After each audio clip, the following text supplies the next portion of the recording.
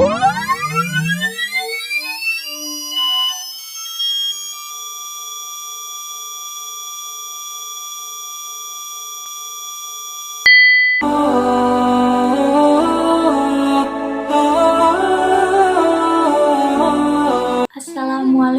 warahmatullahi wabarakatuh.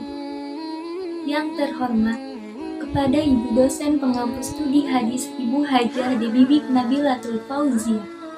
Saya Mutia Sartika Dewi dari kelas 1D Pendidikan Agama Islam. Ingin menjelaskan atau mempresentasikan materi tentang ilmu hadis, riwayah dan dirayah. Ilmu hadis terbagi menjadi dua, yaitu riwayah dan dirayah. Riwayah adalah hadisnya, sedangkan dirayah itu ilmu hadisnya. Lalu, apa sih pengertian ilmu hadis itu? Ilmu hadis itu kaidahnya, kaidah-kaidah yang mengetahui keadaan perawi dan yang diriwayatkannya. Kemudian, perawi. Siapa itu perawi? Perawi itu orang yang menerima, membawa, dan menyampaikan berita dari Nabi atau biasa yang disebut juga dengan sanadnya. Jadi orang-orang yang membawa, menerima, kemudian menyampaikan kepada orang lain. Dan apa itu marwi?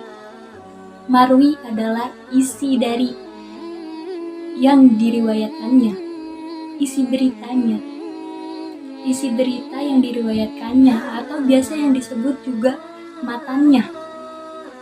Apa saja sih yang dibahas dalam ilmu hadis riwayah ini? Yang dibahas yaitu segala perkataan Nabi, periwayatannya, perbuatan beliau, batasan-batasannya, kemudian ketelitian segala redaksinya. Jadi, ilmu hadis riwayah ini objek pembahasannya yaitu diri Nabi Muhammad SAW. Kemudian, apa saja sih yang dibahas dalam ilmu hadis riwayah ini? Yang dibahas yaitu hakikat periwayatannya, macam-macam periwayatannya, syarat-syaratnya, hukum-hukumnya, keadaan para perawinya, dan hal-hal yang mengenai atau berkaitan dengan periwayatannya. Jadi, ilmu hadis riwayah ini membahas tentang penelitian sanad dan matan untuk mengetahui kualitas suatu hadis diterima atau ditolaknya. Jadi dapat diartikan ilmu hadis riwayah ini outputnya, sedangkan diroyah ini inputnya. Keduanya itu saling berkaitan, lalu membahas tentang macam-macamnya. Metode-metodenya terbagi menjadi 3. Yang pertama yaitu metode mendengar, dan yang kedua yaitu metode qiraah atau membaca, dan yang ketiga yaitu metode ijazah. Dan membahas tentang syarat-syaratnya. Apabila sanadnya bersambung, perawi atau periwayatannya adil, periwayatannya bersifat dhabit, tidak ada kejanggalan atau syadz, dan terhindar dari ilat atau cacat, maka itu hadisnya shahih.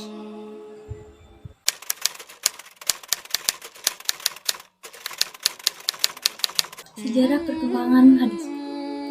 Pada periode Nabi, dalam riwayah, larangan menulis ilmu hadis karena khawatir tercampur dengan Al-Quran. Dalam Al-Quran menggunakan bahasa Arab dan juga hadis menggunakan bahasa Arab. Namun, pada kondisi lain Nabi juga membolehkan untuk ditulis, seperti pada peristiwa Fathu Makkah. Pada saat Nabi berkhutbah, kemudian ada seorang laki-laki dari Yaman yang bernama Abu Syah dan berkata, "Tuliskanlah aku." Kemudian Nabi pun bersabda, tuliskanlah untuk Aisyah. Hadis riwayat Bukhari. Dan ada beberapa sahabat yang memiliki atau mempunyai buku catatan hadis-hadis. Di antaranya itu Ali bin Abi Thalib dan Abdullah bin Amr bin Al-As. Sedangkan dalam ilmu hadis dirayah, itu sudah ada dasar-dasar ilmu hadisnya. Dalam Al-Quran surat Al-Hujurat ayat 6 dan surat Al-Baqarah ayat 282. Sejarah perkembangan ilmu hadis pada periode sahabat. Dalam riwayah, pada saat masa Khulafaur Rasyidin, itu disebut juga masa pembatasan periwayatan atau taklil ar-riwayah. Mengapa disebut masa pembatasan periwayatan? Karena pada saat itu maraknya pemalsuan hadis dan juga karena konflik politik. Dalam riwayah ini juga ulama di kalangan sahabat itu mengadakan dikla ilmiah. Untuk apa? Untuk mengecek kebenaran hadis yang sampai kepada mereka. Sedangkan pada ilmu hadis dirayah itu sudah timbul secara lisan, tetapi periwayatannya harus disertai sanksi, bersumpah, dan juga sanad. Sejarah perkembangan ilmu hadis pada periode tabi'in.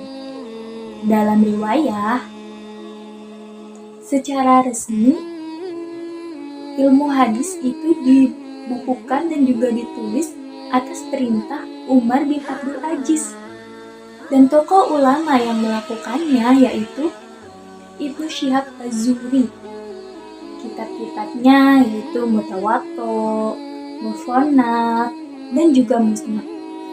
Tetapi dalam riwayat ini, penulisan hadis masih tercampur antara perkataan dan juga fatwa para sahabat. Sedangkan dalam dirayah pada periode tabi'in ini sudah secara tertulis juga, tetapi masih belum terpisah dengan ilmu yang lain.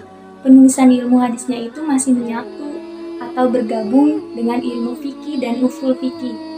Jadi ada penulisan ilmu hadis, ilmu fikih dan usul fikihnya juga belum terpisah, masih menyatu. Seperti itu. Sejarah perkembangan ilmu hadis pada periode tabi'in. Dalam riwayah, ini disebut juga masa kejayaan atau masa keemasan. Mengapa disebut masa keemasan? Karena telah berhasil mengadakan filtrasi yang dapat dipisahkan antara hadis sahih dan yang tidak sahih, dan juga antara perkataan serta fatwa sahabat telah dapat dipisahkan dari ilmu hadis. Kemudian muncul kitab Kutubus Sittah. Model salah satu kitabnya yaitu Al-Jam'u. Dan sejarah perkembangan dalam dirayah pada periode tabi'in ini masih belum menyatu, tetapi telah terpisah dari ilmu lain. Dan contoh kitabnya yaitu At-Tariq Al-Qadir, karya Bukhari, dan lain sebagainya. Kemudian sejarah yang terakhir, yaitu setelah periode tabi'in. Dalam riwayah, penulisannya itu udah lebih sistematik dan juga muncul kitab Mustadrak dan lain-lain. Sedangkan dalam dirayah, setelah periode tabi'in, ini sudah bisa berdiri sendiri ilmu hadisnya. Dan kitab ilmu hadis pertamanya yaitu Al-Muhaddis Al-Fasil Baina Ar-Rawi wa Al-Wa'i, karyanya Ramahur Muzi. Terima kasih, cukup sekian yang dapat saya jelaskan. Mohon maaf apabila banyak kekurangan dan juga kesalahan. Wassalamualaikum warahmatullahi wabarakatuh.